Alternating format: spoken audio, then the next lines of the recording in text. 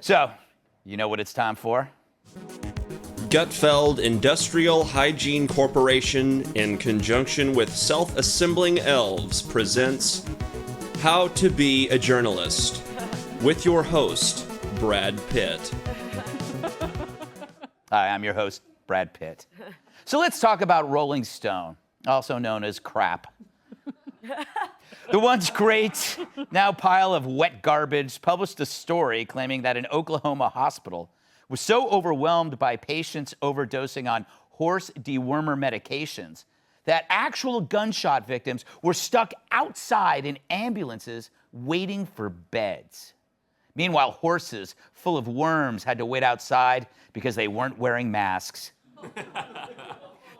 Now, with a story that sounds this on the nose, you'd assume any competent journalist would reach out to the hospitals before they write about it. After all, these modern facilities have phones and fax machines and carrier pigeons and a brand new thing that we like to call email. Having two or more sources, verifying information before you present it as fact. Oh, but where's the fun in that? But no, this is Rolling Stone, whose readership still hasn't used their AOL free trial CDs. It's the Weekend at Bernie's version of journalism, a dead product propped up by virtue signaling incompetents who believe instead of think. Their writing is so painful they should change their name to Kidney Stone. And Stephen King has nothing on these turds when it comes to fiction, especially when they try to own the rubes. The story was originally from Oklahoma's K4 TV, quoting some doctor, but then the Northeastern hospital system denied that any patients were treated for ODs, and that this doctor actually hadn't worked at one of the hospitals in question for months. I haven't seen denial this strong since the time Elton John married a woman. So there were absolutely no overdoses related to ivermectin, nor were any patients turned away due to an overload of such cases. Okay, but apart from those little details, the story checked out just fine. At first, Rolling Stone kept pushing the story, then it ran an update, no retraction, and then when it just got too big to bury, they ran a humiliating correction. But not before a pile of liberal mainstream media figures embraced their crap, spreading it all over the web. Rachel Maddow tweeted about it. Joy Reid, who apparently still has a job, promoted the story on her show. The emergency room in one rural Oklahoma town is being overwhelmed by people overdosing on ivermectin, the horse deworming medication.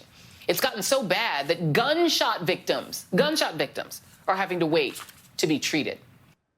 Great job there, Joy. But maybe it's time MSNBC got treated for worms. After all, how many times have their hosts looked like a horse's ass? Drew Holden compiled a list of suckers who bought this story, from Business Insider to The Guardian, mindless dupes like Justin Baragona of the Daily Beast and Roland Martin, who doesn't know his elbow from his ascot. There was an MSNBC producer and so on. These idiots are wrong more often than Biden trying to button up his shirt. So what's the lesson here? Well, the fake story took off without anyone within that media bubble applying the brakes. Instead, they placed both their feet on the gas pedal. Why is that? Well, first of all, the media is not our best and brightest people. Present company excluded, of course.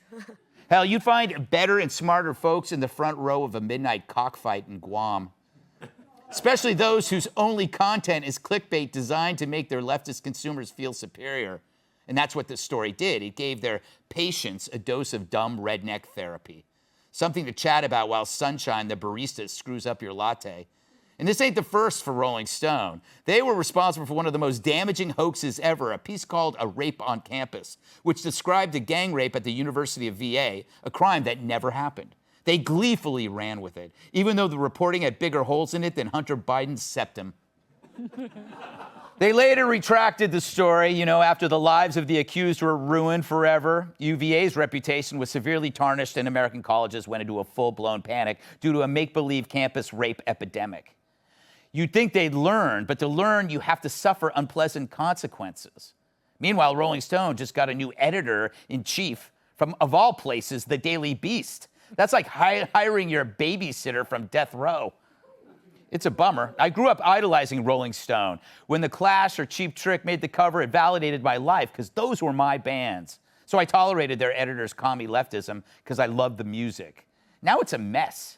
Rolling Stone is to journalism as barfing into an air conditioner is to air conditioner repair.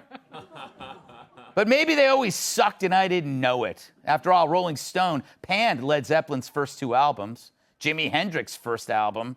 They panned Black Sabbath's first album, Nirvana's Nevermind, Neil Young's Harvest, the Rolling Stones' Exile on Main Street. Need I go on? Why isn't this magazine locked up in Gitmo where it belongs? But perhaps they should stop doing music altogether and stick to politically owning the rubes. Here are some cover ideas. Transgender raccoon families. Babies or rabies. Why you should never trust white people, except for us because we liked Tracy Chapman. 800-pound man dies at hot dog eating contest. COVID suspected.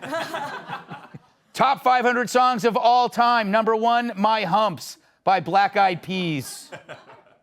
Actor Tom Hanks has temporarily passed away. Why aren't they called African American Sabbath? Finally, Dewey defeats Truman. Still magic.